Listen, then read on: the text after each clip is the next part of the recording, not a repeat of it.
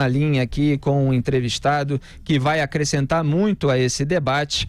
É o José Robalinho Cavalcante, presidente da Associação Nacional dos Procuradores da República, que também tomou parte aí no Supremo Tribunal Federal nesse imbróglio. Boa noite, José Robalinho. Seja bem-vindo aqui aos Pingos nos Is. Muito obrigado pela sua participação. Eu que agradeço a oportunidade. Boa noite. Robalinho, por favor, qual foi a atitude da Associação Nacional dos Procuradores da República diante de todo esse caso que agora tem mais um episódio, mais uma etapa, embora a gente saiba que ainda vai render muita polêmica? Desde o primeiro momento, nós apontamos que esse inquérito, como você colocou, ele era irregular. Irregular porque ele não corresponde ao nosso sistema jurídico penal. Ele não é possível a um juiz no nosso sistema conduzir uma investigação. E veja que nós estamos falando no momento inaugural, quando ainda não havia nenhuma medida constritiva determinada.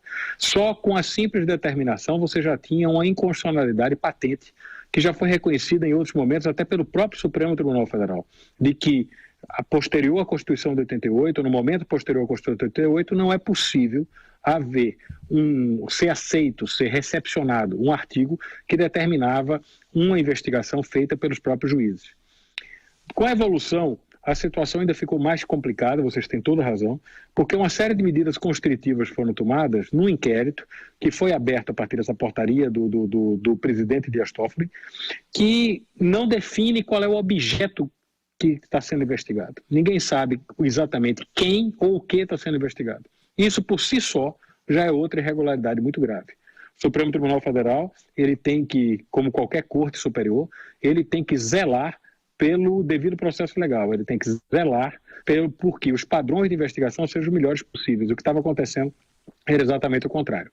E para culminar, nós tivemos agora, no início da semana, como vocês estão citando várias vezes, uma operação determinada pelo ministro Alexandre de Moraes, que tanto as investigações, as buscas e apreensões, como a questão da bloqueio de uma reportagem que foi feita, tá, pelo site O Antagonista e pela revista eletrônica Cruzoé, não se justificam perante o direito.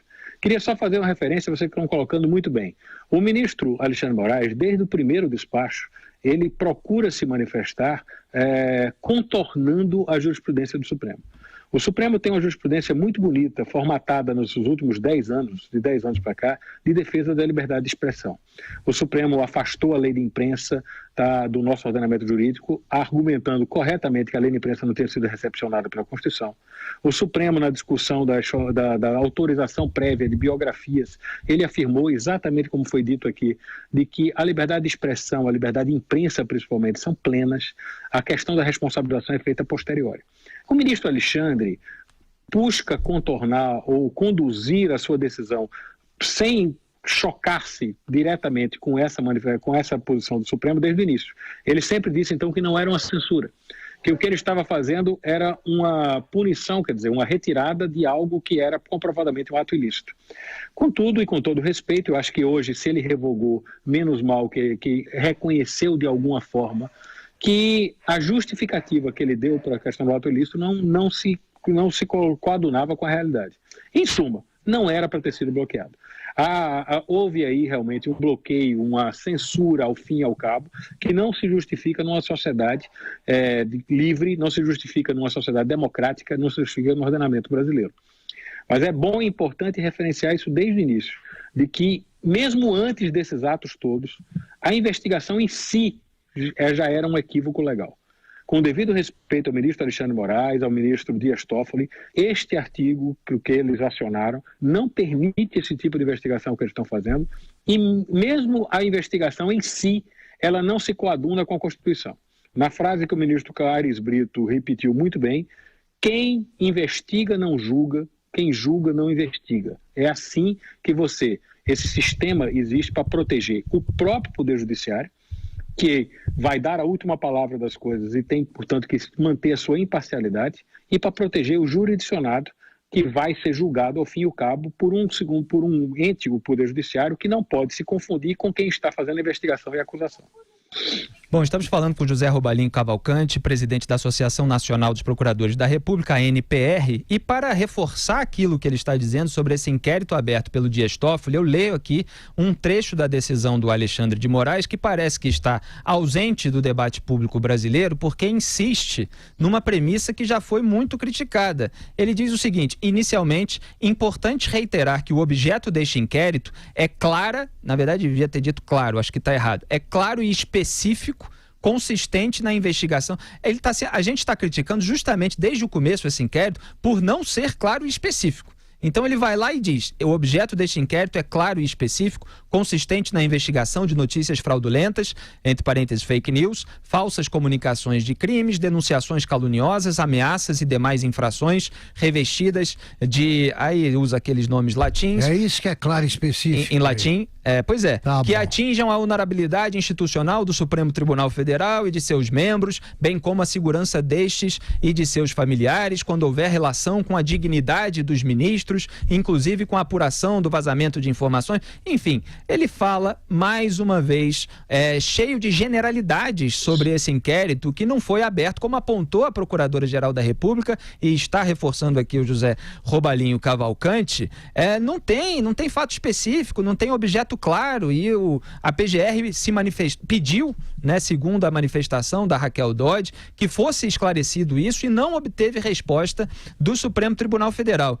Então, presidente da ANPR, José Robalinho Cavalcante, é bom deixar claro que essa decisão do Alexandre de Moraes, que recebemos há pouco, estamos lendo aqui em tempo real durante o programa, ela volta atrás no caso da censura, quer dizer, da determinação da retirada do ar da matéria, mas ela não aniquila esse inquérito, que ainda é bastante passível de crítica essa que estamos fazendo aqui. Desde o início, exatamente isso. Com devido respeito ao ministro Alexandre de Moraes, eu concordo com a sua avaliação. Essa extensa fala do ministro Alexandre não resolve em nada o problema da inespecificidade do objeto. Não está especificado aí quem é que está sendo investigado. E a prova disso está na própria operação que foi desenvolvida pelo ministro Alexandre. Ele mandou reprimir, de alguma forma, a matéria do antagonista e da Isto É, que aconteceu, e da Cruzoé, que aconteceram semana passada, depois da abertura do inquérito. Ou seja, a portaria é tão ampla que ela abrange até fatos que aconteceram a posteriori. É como se fosse uma carta em branco para qualquer tipo de ataque. Isso não é dessa forma que se faz investigação criminal. Você não consegue descobrir, nem a Procuradora-Geral, nem qualquer um de nós conseguiu descobrir quem de fato estava sendo investigado. Só quero fazer uma referência mais do que você falou, o seguinte: a Procuradora-Geral, a manifestação de Raquel foi uma manifestação pertinente, corajosa, correta, apoiada por todo o Ministério Público brasileiro. Só que ela foi dirigida ao ministro Alexandre. Nós já esperávamos, e eu tenho certeza que a Procuradora-Geral também, que o ministro Alexandre rejeitasse. Por isso é que nós, a ANPR, entramos com 2 outras ações, com um mandado de segurança e com habeas corpus preventivo, porque essas ações, pela sua característica jurídica, elas não vão para o ministro Alexandre de Moraes. Elas estão entregues ao ministro Edson Fachin, que vai avaliar os próprios atos do presidente Dias Toffoli e do ministro Alexandre de Moraes e ver se ali houve algum abuso e, se for o caso, ele pode emitir uma liminar.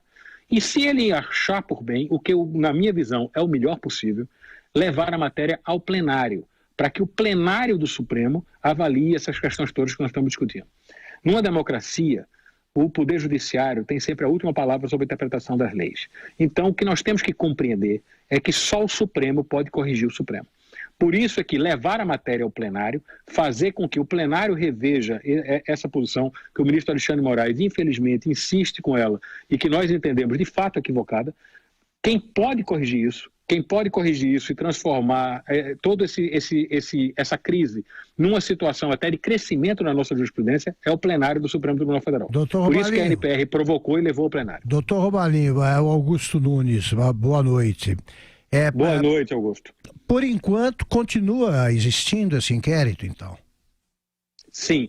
Pelo que nós compreendemos, eu compreendi da mesma forma a leitura rápida que eu fiz aqui poucos minutos antes de nós estarmos conversando da manifestação do ministro Alexandre de Moraes. Ele revogou por uma questão específica a específica ordem de impedir a publicação por parte da revista eletrônica Cruzoé e do site O Antagonista. Exato. Mas o inquérito como um todo continua vigente. O que é aquilo que eu coloquei de início. Nossos pedidos, tanto no mandado de segurança quanto no habeas corpus, e a própria Procuradora-Geral, o foco dela é o mesmo, nós apontamos que o inquérito em si está irregular. Não cabe ao judiciário, a nenhum juiz, tocar investigação dentro do ordenamento jurídico da Constituição de 88. E no caso do Supremo Tribunal Federal, ainda tem uma série de agravantes. Ele está investigando coisas que não são colocadas sob a sua jurisdição. Porque ninguém, nem o Supremo, nem ninguém, insinuou que alguém que tenha foro perante o Supremo estaria sendo investigado. Então, ele não poderia, mesmo dentro dos termos do próprio regimento do Supremo, essa investigação não poderia estar acontecendo no Supremo. Teria que estar sendo transferida para alguém. E eu completo dizendo o seguinte, o Ministério Público Federal, a quem caberia e cabe fazer essa investigação de fato, a Procuradora-Geral Raquel Dodge e todas as instâncias do Ministério Público Federal, compreendem firmemente que o ataque ao Supremo Tribunal Federal não contribui para a democracia. Ninguém pode admitir estímulo de violência ou ataques indevidos ao Supremo Tribunal Federal. Portanto, o que está de objeto de fundo, se o Supremo entendia que havia de fato, entende que há de fato um ataque, o correto é transferir ao Ministério Público, nós iríamos exercer junto com a polícia nosso trabalho, Exatamente. A investigação seria bem feita, seria e depois levada ao Poder Judiciário, como é o correto, como é o caminho de toda investigação criminal na ordem jurídica brasileira. Exatamente, e é o que defendemos aqui nesse programa desde o primeiro dia. Só complementando o que José Robalim Cavalcante está dizendo sobre a ação contra o inquérito aberto pelo Dias Toffoli, que o Edson Fachin, que ficou responsável por ela, como ele acabou de dizer, pediu à Advocacia Geral da União uma manifestação a respeito desse pedido da ANPR, da Associação Nacional dos Procuradores da República, e o órgão vai ter 72 horas para se manifestar, quer dizer, uma nova chance de a AGU rever o erro, porque ela defendeu a legalidade desse inquérito e depois houve informações de bastidor, inclusive, de que o Jair Bolsonaro estaria irritado ao ter descoberto que ela defendeu a legalidade desse inquérito. Agora eu preciso passar a palavra para o José Maria Trindade, que está de Brasília, antes que a gente estoure o tempo, para fazer uma pergunta para o senhor. Diga lá, Zé Maria. Doutor Robalinho, eu queria saber das consequências, porque há quem diga aí que os dois, o ministro Dias Toffoli e o ministro Alexandre, cometeram um crime de responsabilidade, né, com estas ações. E eu queria dizer o seguinte, desde o início nós falamos aqui que bastava um ofício do presidente do Supremo à Polícia Federal ou ao Ministério Público para que o processo fosse iniciado de uma maneira correta. Há aí uma clara evidência de o que se chama vício de origem, né? É possível que esse inquérito seja refeito, ou seja, depois de engavetado, que aí sim o presidente peça ou o Ministério Público ou a Polícia Federal para fazer as investigações? Nós até esperamos que isso aconteça. Se existem irregularidades, se existem agressões ao Supremo Tribunal Federal, elas têm que ser verificadas e com rigor. Ninguém na ordem jurídica brasileira, vocês, eu tenho certeza, ninguém aqui nesse programa defende que o Supremo Tribunal Federal sofra ataques ou ameaças de violência indevidas. E mesmo a honra dos ministros, aí tem uma questão que tem que ser muito bem colocada. Quem vive a vida pública tem que ter a sustentação, numa democracia, de enfrentar a crítica, mesmo a crítica ácida. O Supremo não está acima disso. Todos têm que enfrentar, numa democracia, essa posição. Agora, o ataque à honra, quando ultrapassa a questão da honra pessoal, os ministros têm todo o direito, como qualquer cidadão, de levar a matéria ao Ministério Público e isso ser depois considerado para um possível processo criminal. Então, eu espero que siga o rumo correto. Você tocou na questão do crime de responsabilidade. Eu só queria colocar o seguinte ponto. Nós respeitamos muito o crime de responsabilidade, teria que ser julgado pelo Senado. Senadores que nós respeitamos profundamente estão dizendo que vão entrar com um processo sobre isso. Eu só reflito com eles o seguinte, por mais grave que sejam os fatos que estão acontecendo, é um ato jurisdicional. É um ato que o Supremo Tribunal Federal está levando dentro do seu entendimento das leis.